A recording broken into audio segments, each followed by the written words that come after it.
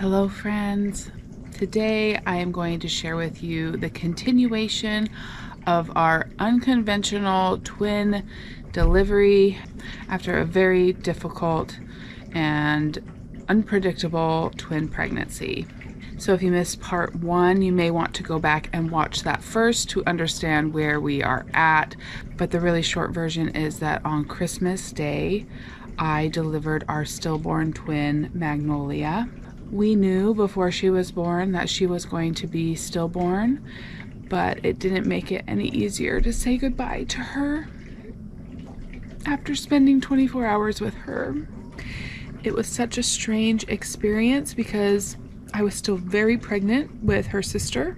I was 30 weeks, 3 days along, and told over and over by doctors that my goal was to make it to 34 weeks so that I could still be pregnant for another 4 weeks with just one of the girls inside of me.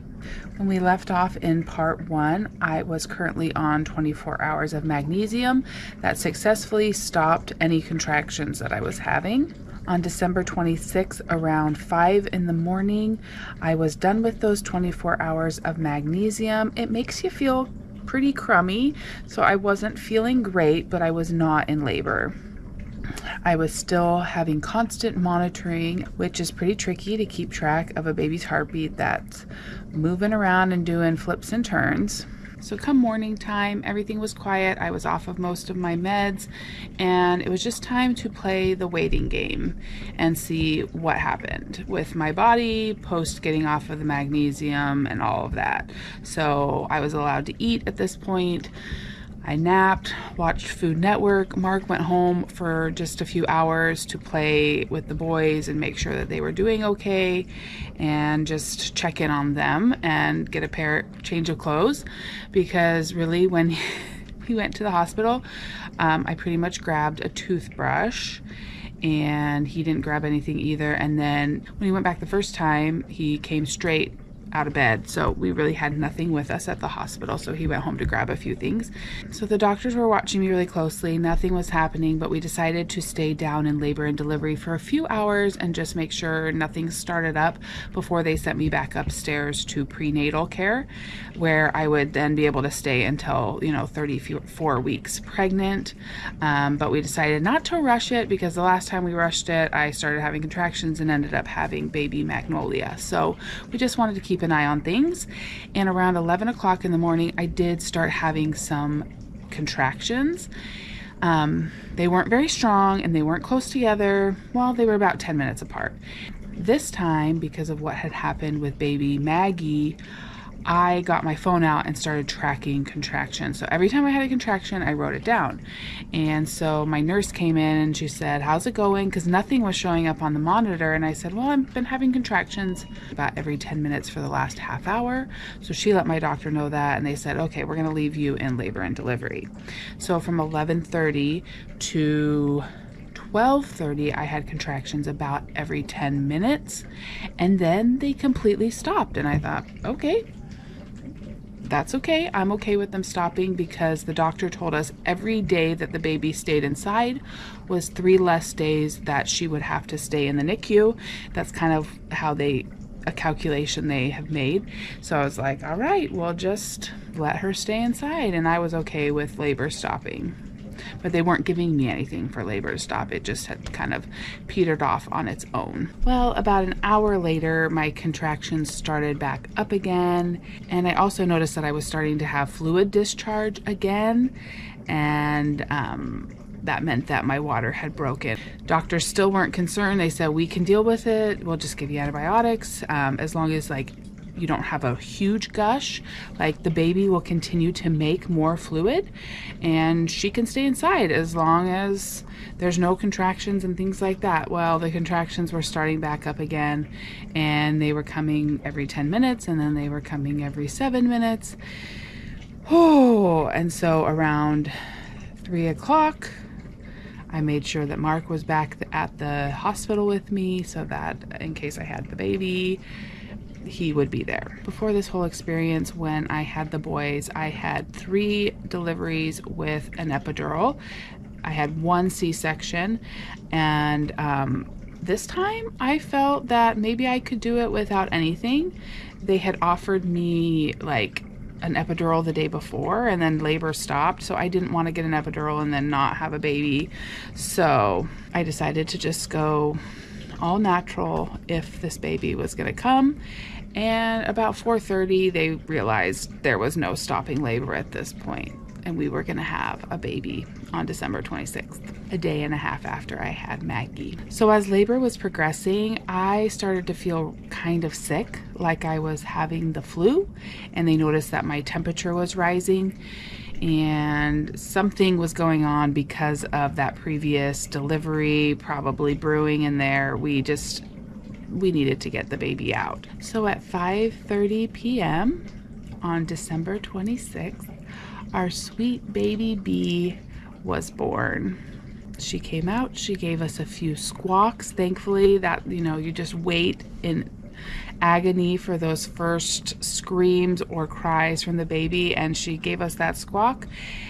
We said hello, and then they sent her through the door to the NICU. Delivering the placenta after the baby came was awful. That's the part that I wanted the epidural for. I think because the baby came so early, 30 weeks, 3 days, and we kind of just like pushed delivery, not with any meds, but we just like, the doctor went in and made sure my water was completely broken, and because I was starting to have this infection, they wanted to get her out quickly. Like, I don't think my body was quite ready to let go of the placenta, but thankfully it came out in one piece. It felt as hard as delivering the baby. The relief that we felt when baby B came into the world was huge. There were so many unknowns. We almost lost both of them at 20 weeks. There was so much grief when we lost her sister. And there were so many unknowns, but she was here and she was alive and she was early, but she was okay. It was just a huge relief. Baby B is Violet Sharon Hamm. Violet after my grandmother. Sharon is my mom's name, so both girls were named after their great grandmas and their grandmas. They are our little flower babies, Magnolia and Violet. Violet was 3 pounds, 8 ounces, and she is small, but she has feisty and has an opinion, and we love that about her. We are so grateful that she is here, that she's doing well. She's in the NICU probably for 8 to 10 weeks. Thank you so much for all the kind words and prayers that have been sent on our behalf. They were truly what has helped us get through this experience, and will continue to be what gets us through.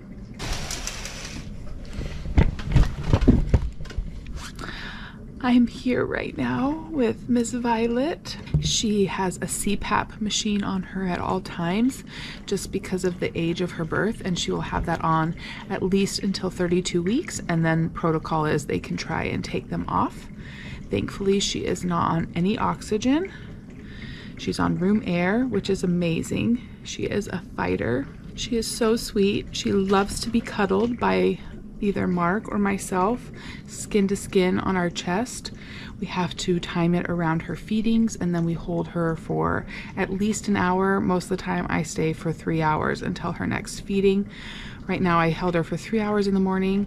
I have a 3-hour break in between. She's in her incubator, and then I'm gonna hold her for another 3 hours. I'm not able to do this every day, but you have to time it with when the nurses are available and changing her diaper and feeding her. Then you can hold her so that we don't disturb her too much.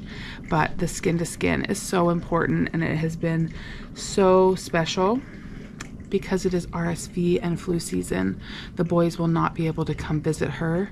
The older 2 boys may be able to come at some point, but she needs to get a little bit bigger and stronger before we have too many visitors. We do FaceTime with them, and I keep notes of everything that's happening every single day so that I can share that with the family and keep them updated on her progress. What a journey we've been through these past 6 months. I just cannot tell you how grateful I am to have her here. It's really special. I'm still very emotional, as you can see. Spent lots of time talking with Mark, and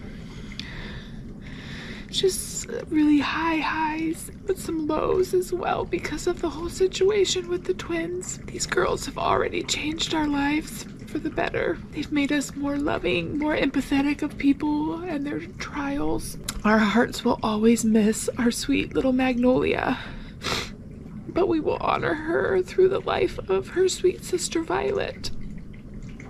Thank you for helping us through the journey up to this point. And I know you will continue to carry us through this NICU journey and beyond. A few little thoughts that I've had since going home from the hospital. I'm no longer in the hospital, but I come back every day to spend time with Violet. I can't tell you how grateful I am for all the gifts that were sent through our baby shower and beyond.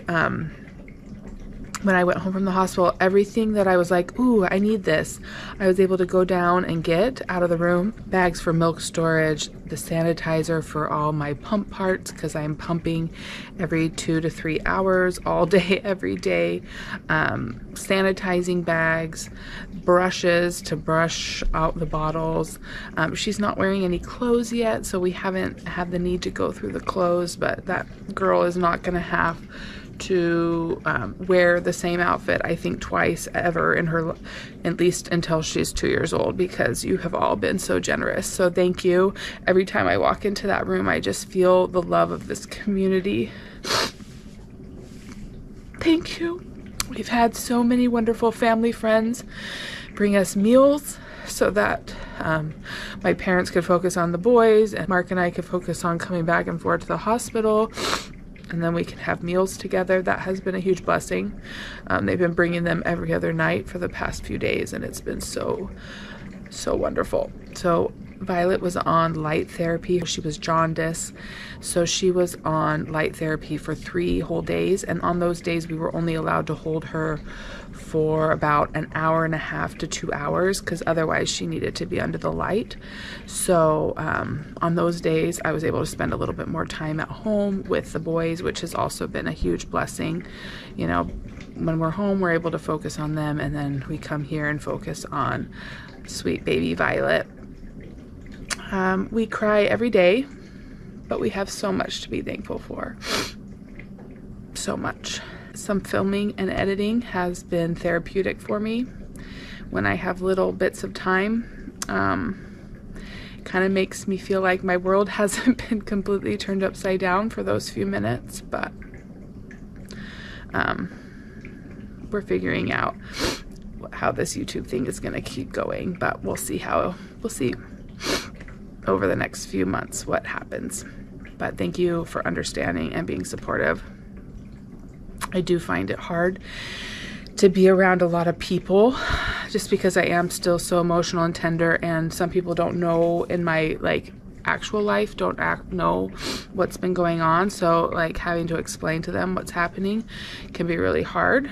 The nice thing about YouTube is I can tell you all at once. It's very emotional and tender still, and I think it will be for a very long time, but thankfully I'm able to spend the majority of my time right now with my family and then here at the hospital and not have to drain myself emotionally that way.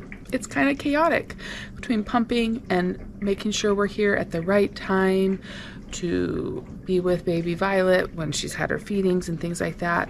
It kind of is a little chaotic, and I'm always looking at the clock all day long trying to schedule my feedings and getting here, but I have to say, the minute she's in my arms, everything just falls away and I feel peace. So that's where I need to be right now. I'm happy to be here with her.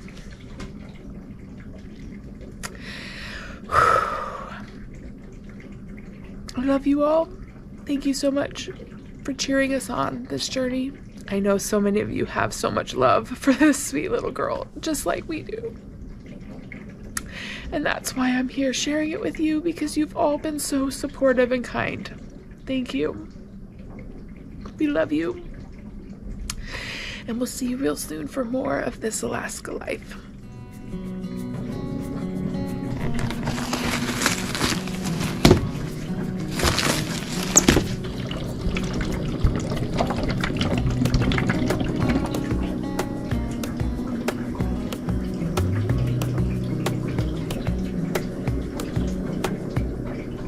Wish that I could stay in this moment forever, so I can hold you in my arms. I will carry you on my shoulders as long as I'm able. Scare the monsters under your bed.